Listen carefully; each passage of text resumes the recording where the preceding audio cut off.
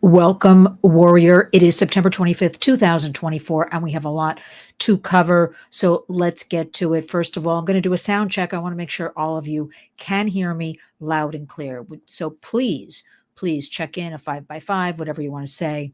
Be kind and let me know that you are hearing me. I want to continue talking about a couple of things, but let's start with here in New York. I am wading through this whole week in New York City with the UNGA 2024, which is the United Nations General Assembly that has disrupted all of us. It's part of living in New York. Um, and I don't see, is anybody listening to me? I want to make sure you can hear me. I see you. Okay, well, that is good enough for me.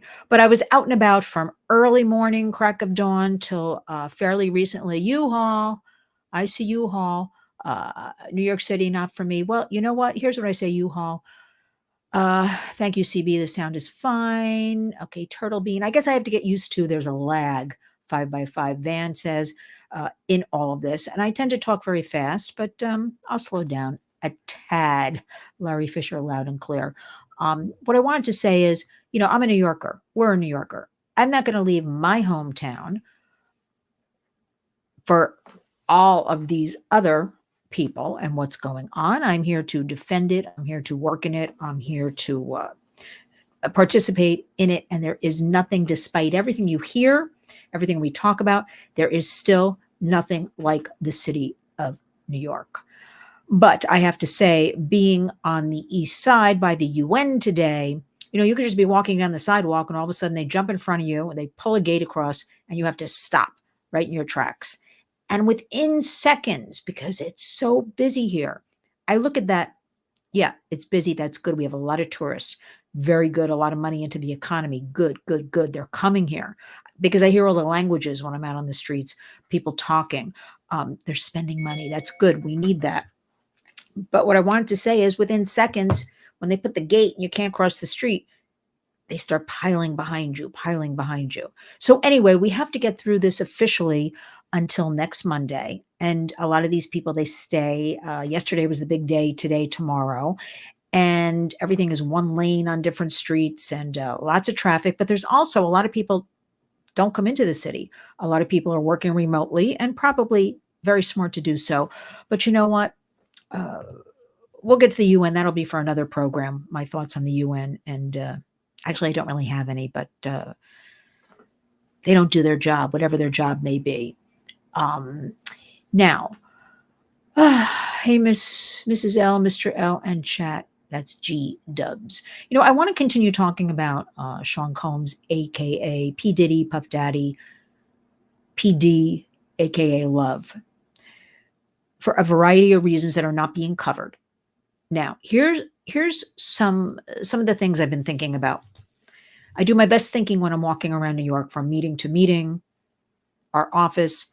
Oh, and with that, I want to throw out a great big thank you. Thank you to the warriors out there who have sent such beautiful donations we have coming in. This is Diaper Week, September 23rd through the 29th. We have cases of diapers, baby supplies. I can't thank you enough. We have toiletries, we've got blankets, we've got combs, brushes, shampoo, conditioner, and it's pouring in. It is pouring in. And it's going to be distributed at our fall festival giveaway that we're doing. That will be only for Americans in need. Okay, let me leave that. Let's get back to Diddy and why it's so important. It is important because you're not looking at a few things that working with sex trafficking, labor trafficking, child trafficking demands attention. There has been talk over the decades, just being here in New York, a lot of my sources, starting out in the music business. Good evening, Joa08.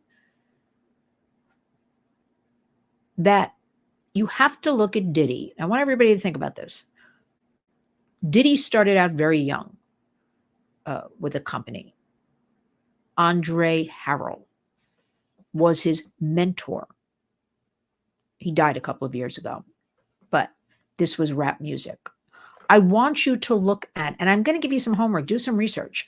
Look at what Suge Knight is saying. Suge Knight is in prison, but he is speaking out and has been speaking out about this for a long time. Now, he, of course, was the CEO of Death Row Records and the whole Tupac. If you know anything about this, we're going back into the 90s, we're going back to the early 2000s.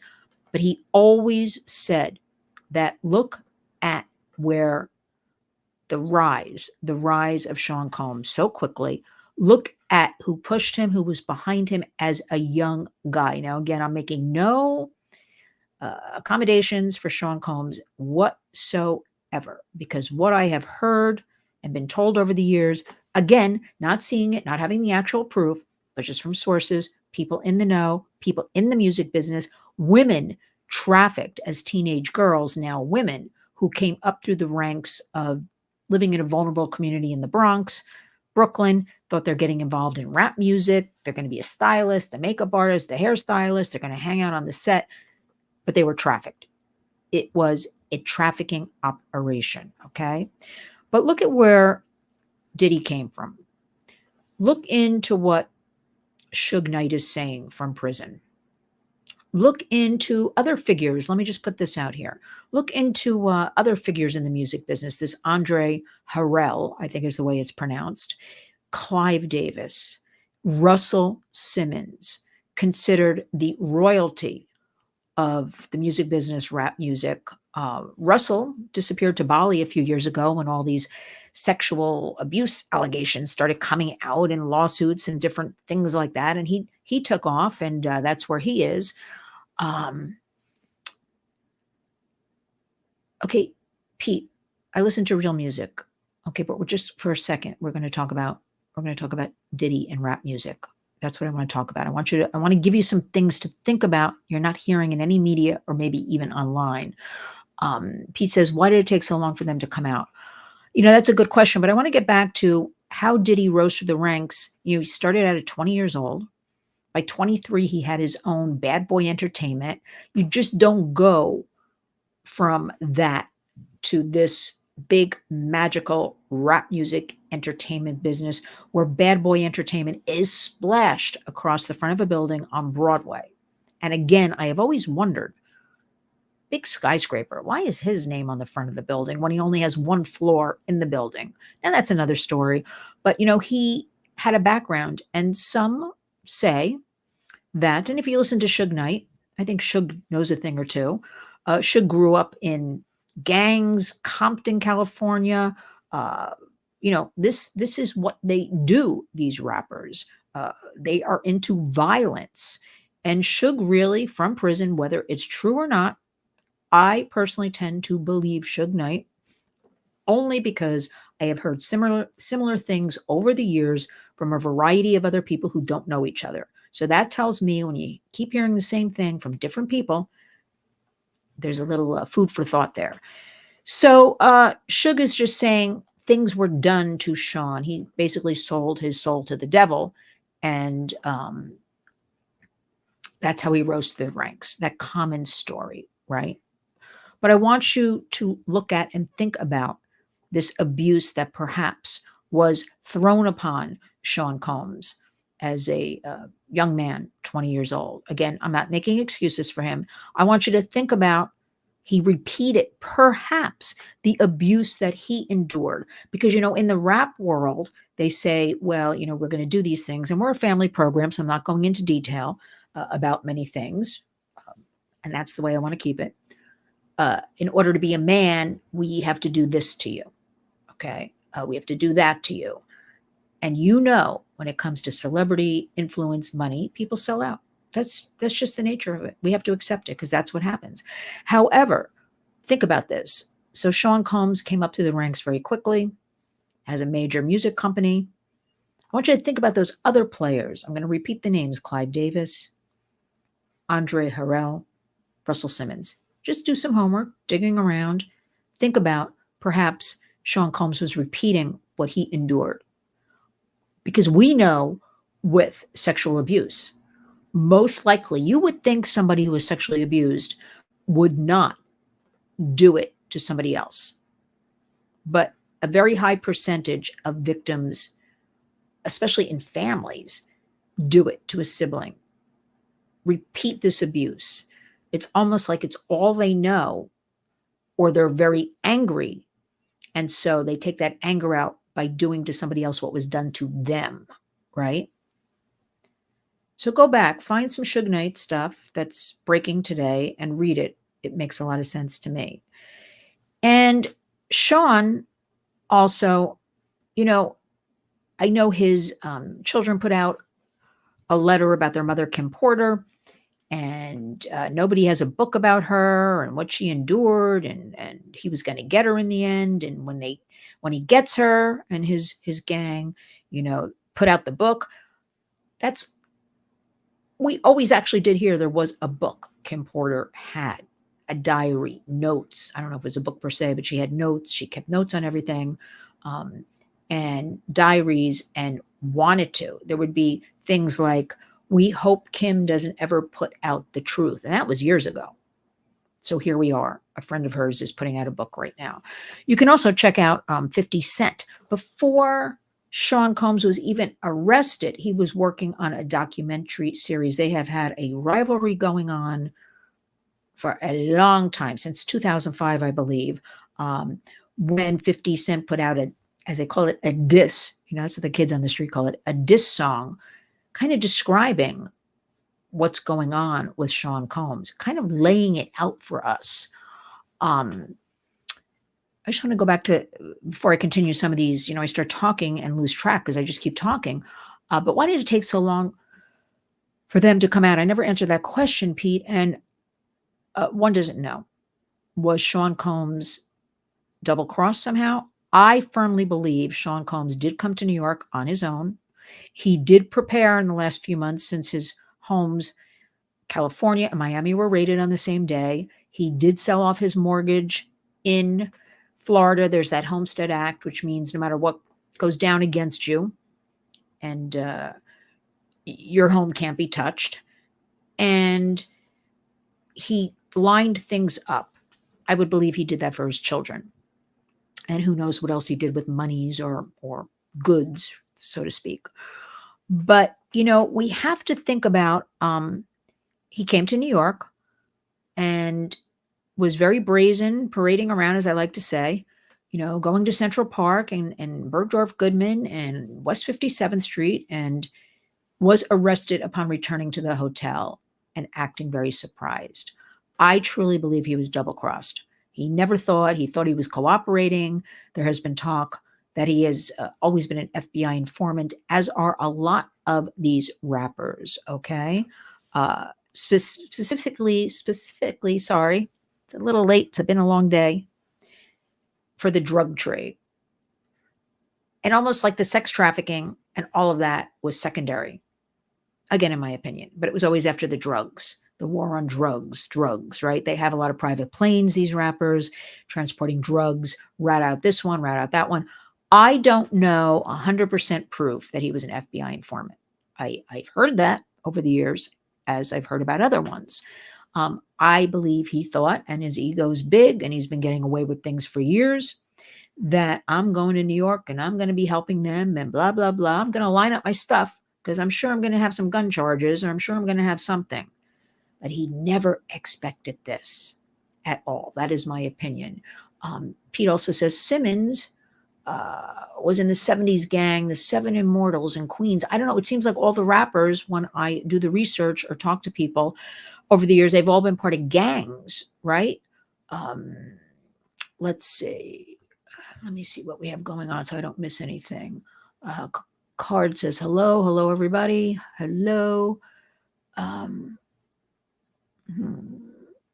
You have to wonder, though, rap music, like where, and I'm just sort of asking this rhetorically, but like, you got to think about this. We had all the crack, like in the hoods, infiltrating. Then all of a sudden we had the rap music and all that coming out. Just kind of follow the thread here. now we got this one going down and that one going down.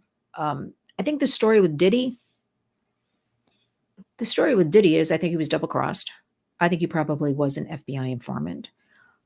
However, the stories, I really hope this continues. I really hope that there is justice for victims, survivors. And I say that because all these women are coming forward now, but I'm thinking about the ones that will never come forward. And there are a lot of them. Who knows? Hundreds of them. Embarrassed, ashamed, lives ruined psychologically, medically. Um, you have to remember, they really are naive, a lot of these girls and young women, and they think they're going to a party and it's going to be cool and we're going to hang out.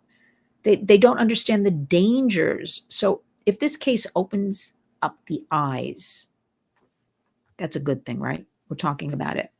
I, it's like, I digress, but we had Hunter Biden. Whatever happened with that? I don't know. Just went away. We had that other person. Fifth letter of the alphabet is what we like to say here on the program on YouTube. That just kind of went away, right? I hope something really can come out of this or break apart the criminal music business. The music business has been very criminal over the decades, going back to, paying off the DJs and the mob infiltrating different labels and running things. And why is this any different? Perhaps the music business, the leaders, the heads, perhaps, got a hold of these gang members and with the rap, when the rap started, and use that to fulfill and escalate their criminal trade, right? So we know that Sean Combs, there are a lot of other people involved here, right? I think we really demand answers. We really want this to carry through. And I think now, because there's been such a deluge on this, that people are kind of tuning out. Remember, attention spans people don't last, right? And that's what I don't want to happen, because it's so much more than him. He had to have a lot of people helping him, a lot complicit. I'm still asking about his right hand, a woman. There's always a woman involved with these men, who cozies up like the mother, the big sister, gets girls and young women. And we also have to remember, and this hasn't been brought up yet, it is reported minors, girls, and boys. So getting back to what I think Sean Combs may have experienced at the hands of those higher ups in the music business at a very young age, that he perhaps repeated this behavior, a common thing that happens on people like an Usher, right? Usher went to live with him at 13. What happened to Usher's parents? Who lets somebody go live with somebody in the music business when they're 13 years old because they've sold out? They've sold their soul to the devil to have their child be given money and fame, or maybe Sean bought them a house. That they do that. They buy houses, they buy cars for people, and people sign away their kids. It is unbelievable. Yeah, music, rap as in rap it up from a social engineering standpoint, Joa08. There's something much more going on here. We've always heard about, but now 3 decades later, it's breaking forth. And it is, James says, a ball of confusion. That is what the world is today. But we have to stay in our lanes, everybody. That's saying it mildly. We have to stay in our lanes. We have to stay focused no matter what. There's so much horror. On the other hand, I'm always the ultimate cheerleader in that, listen, we could sit here day and night and talk about the horrors, right? We have the most important election of our lives coming up. People have to focus on that. People have to vote. People have to, no matter what you think about the last election, you must exercise your right to vote. We have to try everything in our power to stay on track and do what we can do. And I had a meeting today with a young man here in New York, and he is an old soul.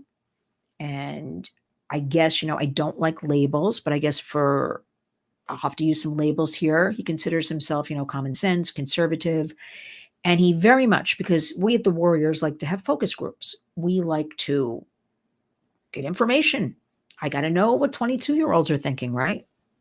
I got to know what 80-year-olds are thinking. But specifically when we work with kids and young people.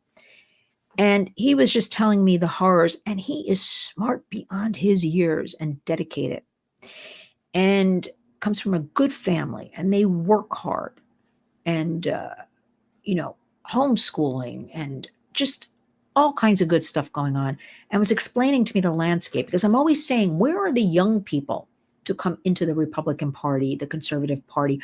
I'm not seeing a lot of them. And don't give me that bull. I guess I can say that. That, well, you live in New York and that's a blue state or what. I don't want to hear that. I don't want to hear that.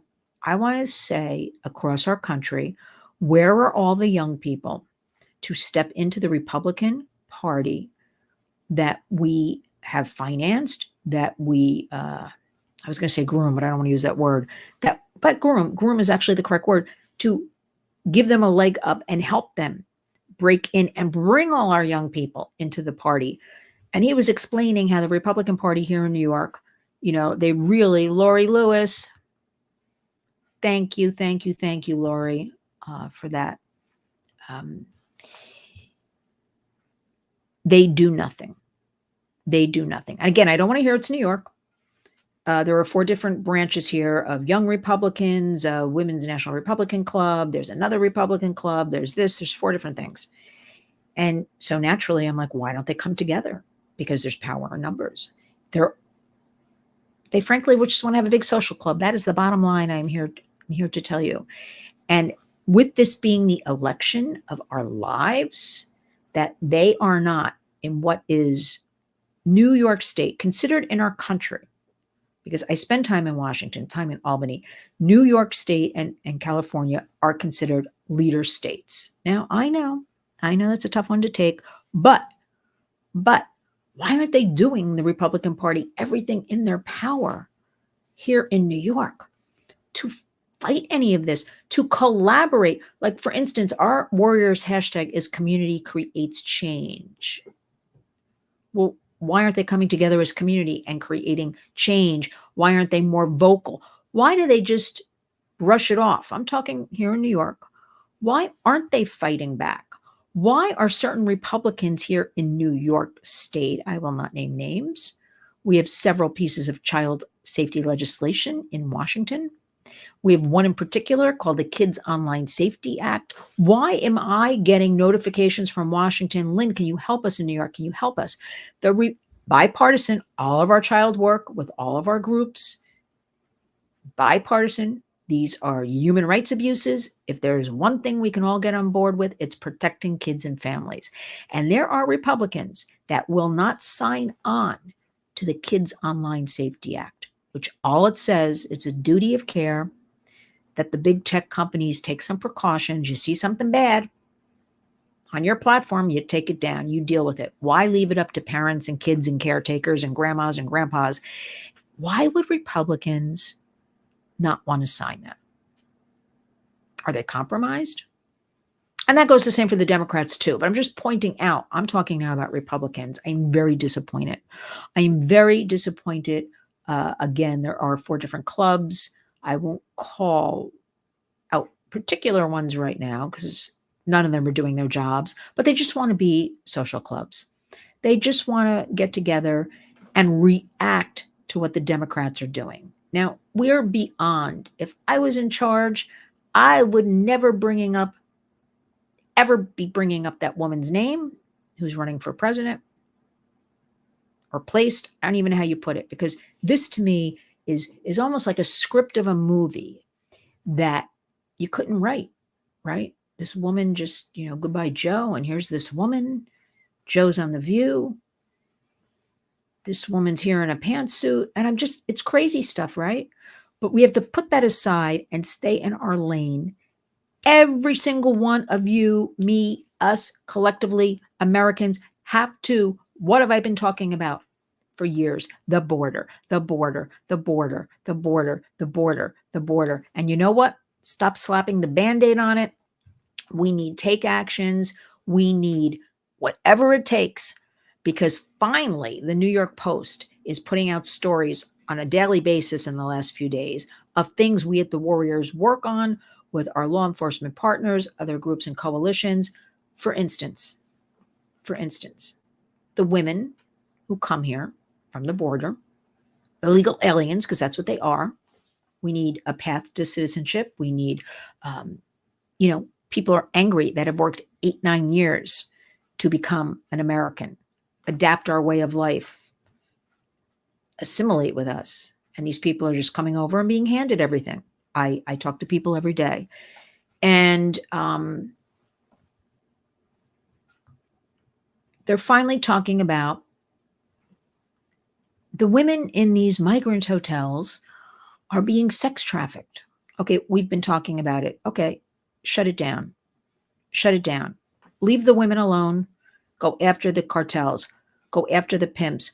Go after it stems from the border, the open borders. The cartels are complicit working with our US government in all of this. Then, something I've been talking about, these children, these recycled children, these illegal alien children that are being used and abused at the border. And now we have in excess of 500,000 that we know about. Where are 500,000 kids? And we have a woman from Texas who, there's something about, I am not a violent woman. I'm a peaceful warrior. But these women, these Ghislaine Maxwells who do this one working with Sean Combs, his right hand, his chief of staff. Did you know Sean Combs has a chief of staff? That was her title. And now this woman from Laredo, Texas, she says, oh yeah, we drug the kids. We give them gummies and drug them so they pass out. Because Border Patrol, border agents have been reporting kids. They try to lift them up. They're dead weight. They've been drugged. They're drugging kids so they can't talk. They can't say, oh yes, this is my mother or that's my father. And this woman, she's like, oh yeah, she's admitting everything, which we, and they put it in the New York Post, which I'm glad, so everybody can say, okay, well, the Lynn Shaw, the Warriors was right, and this one was right, and we have to get this information. This is what we need to be talking about. So we've got now over 500,000 kids, open borders, destroying our economy, destroying our healthcare system, whether you realize it or not, destroying our education system, streets full of crime. And I told you a year ago, if it's not in front of you, people tend, who could blame them, push it away, right? But when you see something, then you react. Why we aren't taking to the streets and protesting these open borders, I don't understand why. I don't understand why. It's not getting any better. It's only getting worse. I understand a change in administration may help. We have to pray for that. But still, when I'm in Washington, they say, let's see what happens with the election. We don't have time to wait for that.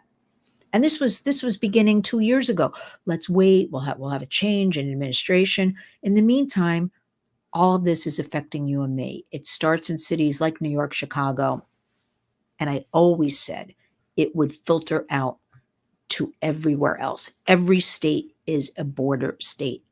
Right now, the hotspot is San Diego. They're pouring in like you can't believe. Also coming through Canada. Why isn't this should be the number one thing. I understand Donald Trump has been talking about it. We need more. We need it nonstop. So instead of mentioning that woman's name, everybody should be talking about all of this and how we will not accept it as tax-paying Americans. No. And the fact that these cartels are now operating in our middle and high schools and getting our precious children, our American children, to participate because they're paying them. And our kids are dealing their dirty illicit drugs and are also trafficking their peers is disgusting and should not be acceptable. So border for me, that is something I don't care, not talking enough about. And this criminality, this horror story is unfolding in front of us. And I also want to point out, I did a video on it the other day. You can find it on the channel. But I got to thinking, how do we, and I know some of you here watched that, but how do we talk to our kids? Because our kids have all these devices, these sordid headlines, whether it's the border, P. Diddy in particular, I mean, when you read things that come out of like People magazine and the kids are seeing everything on their devices, um, or talking about it, with each other, like you need to talk to your kids about this case, this Sean Combs case. You need to break it down for them. Not too much information, but you have to open the conversation, especially with the teens, because you just have to say there are bad people who do bad things, and we don't treat each other that way. However, you want to do it as that, parental authority, but you cannot just let it go. You cannot just leave it up to what kids can read online, because I'm reading such sordid details. And sure, everybody's picking up on the 1,000 bottles of lubricant and okay, that's the least of what we should be thinking about here. We should be thinking about how this was allowed to go on for decades, because it's very complicit. Very complicit. There are a lot of people who allowed Sean Combs to do this, empowered him to do this. He was the front for them. We have to dig deeper. We have to find out. And so why allow the internet when I'm reading things that make my stomach sick? Like, we have to then talk to our kids and take that under control. But getting back to 50 Cent, or as my husband corrected me, I think my husband called him 50 Cent or 50. I call him 50 Cent. He started this docu-series that Netflix just bought many months ago, because they had that rivalry. And now everybody's like, oh, we can't wait. 50 knew all about it. And blah, blah, blah. Very complicit. All of this stuff, And I do also want to point out, I don't think, I pointed it out the other night, Death Row Productions, Turtle Bean says, yeah. Yeah. I'm just looking at some of the comments. No honor among thieves. It's Plant Diddy, not Puff Duty. Oh, okay. That's nice. Joseph says, I'm loving the grounded view of what's going on, Mrs. L. You guys are my trusty compass. Keep up the good work, and thank you so much. Thank you. Thank you for tuning in. Thank you for listening. But I want to know how all these people get away with all of this. Yet if I want to give away free goods for our vulnerable Americans, they want me to get permits and this and that through the city of New York and wait 45 days to see if I'm approved giving away cans of Goya beans. Okay? Disgusting. So I want everybody to really focus on staying in their lanes.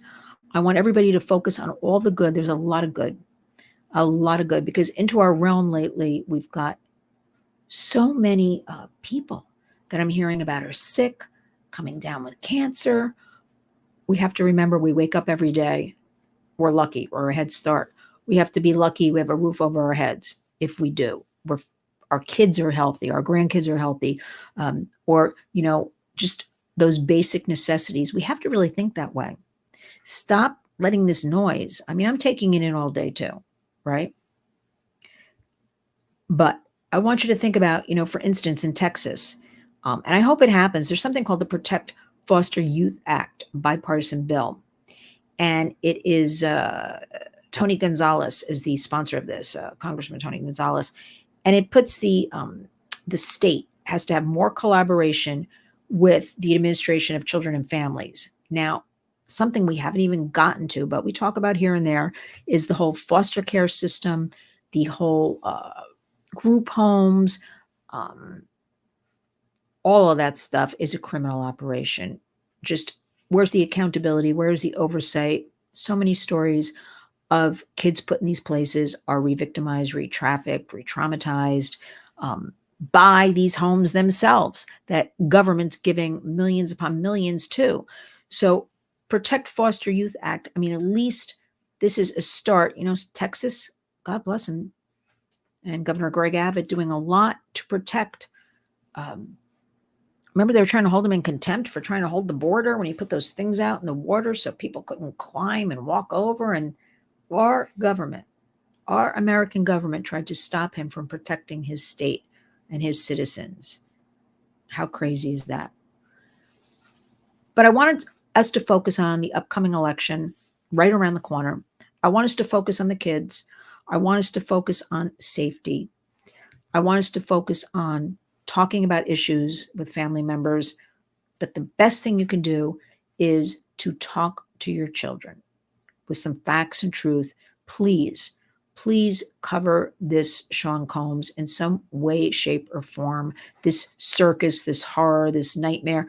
Don't let the internet and their friends and sharing pictures and all of this, uh, don't don't let that be their teacher. You be the leader. Let's look at some comments. Music industry is run by Lucifer, just like the politicians. Drugs, sex, and rock and roll go together. Recipe for crazy. I don't know. There's a lot of crazy in government. There's a lot of crazy in banking. There's a lot of crazy in big tech. I mean, as a matter of fact, they are saying that Sean Combs. Now, I heard two different things. I heard Sean Combs, he is in the Manhattan Detention Center in Brooklyn. He is in the same cell with this Sam Bankman Fried. Remember him from that whole FTX billions Ponzi scheme? Then I heard they're in the same block, like unit. And then I heard they're in the same cell. Can you imagine Sean Combs and this Sam Bankman Fried in the same cell? I find that hard to believe. I would think they'd be in separate cells. Maybe they are in the same block. But can you imagine wouldn't you like to be a fly on the wall? What are they? Well, nobody should be a fly on the wall in the Manhattan Detention Center, but and stories such as, and this is what like media, just as an example, focuses on, okay, the 1,000 bottles of lubricant. Okay, he's not eating. He's afraid he'll be poisoned. Okay, so what is he doing? Going to the commissary and eating Snickers bars? Like, what's going on here? We shouldn't be focused on that. Seriously, who cares about all that stuff? We care about the digging deeper. We care about the victims. We care about, I do wonder, his kids put out a letter about their mother, leave her alone, let her rest in peace, conspiracy theories. These are two teenage girls. They must have seen so much, right? His son saw stuff. One of the sons is accused of something. He's got his own case going on, but they saw things. So let's wrap it up for tonight. Let's stay focused. Let's talk about this border. We're not accepting it. Let's go with facts, not fears. And let us focus on ourselves, taking care of ourselves, and thinking about what we're going to do to empower each other, right? So I want everybody to promise me to do that. I want you to do your homework, though, with Suge Knight, see what he's saying. And I want to leave you with one thing. Keep talking about this border. You have representatives, no matter what you think, House.gov, Senate.gov. Find out who represents you. Write them. Emails are there. If you're brave enough, call them. And just say, you'll get a legislative aid if you call, but you leave it because they keep records. It counts, and say, this is unacceptable, open borders. I'm an American citizen. This is unacceptable. Nobody's really doing that. Got to do it. Border, border, border. Dig deeper. Now, I want everybody to take a deep breath. Talk to your kids. Go out, have a good night. If it's evening for you, have a good day. If you're listening, it's daytime. Remember to always follow us, lynswarriors.org. Always, if you can do one thing, it is talk to your kids. Share our information, though. Share. When did our precious children, and even these illegal alien children, why is this allowed? Kids, our babies, we're not going to have it. Let me just go over the comments. Pete says, I worked in showbiz and was told disturbing stories. I worked in showbiz and saw disturbing stories. We know it's money. It always comes down to money. Everything comes down. Parents selling their kids for money, to be celebrities, whatever. Money, money, money. Edie says, better late than never. Love to Lynn and all the warriors. Thank you, Edie. You're such a good warrior. Rebecca's there. Bless you, Lynn. Beautiful warrior. Thank you. You're all beautiful for listening in tonight. Let me make sure I get this all in since there's a lag. By His Love says they have no clue. Let's see. And that's about it. I'm going to leave you with this. I want to make sure you all honor this hashtag of ours, which is Community Creates Change. So will we fight in Albany and in Washington, D.C.? Because we'll continue doing that, because that is our right. And we carry the voice for the voiceless at the Warriors.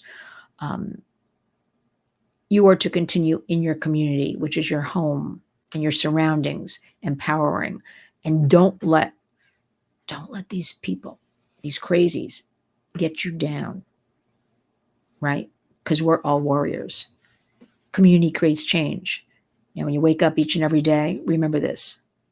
Thanks. Before I sign off, thank you all for joining us tonight. Thank you for caring about this subject matter. I know it's a tough one. I know it's not a popular one. It is one that is necessary. It is one that we must talk about.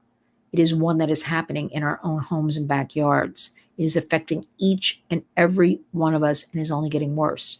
So let us be the powerful warriors that come together, that discuss these things and protect our vulnerable kids and families. Thank you, everybody. LynnsWarriors.org. Now, go out and be a warrior.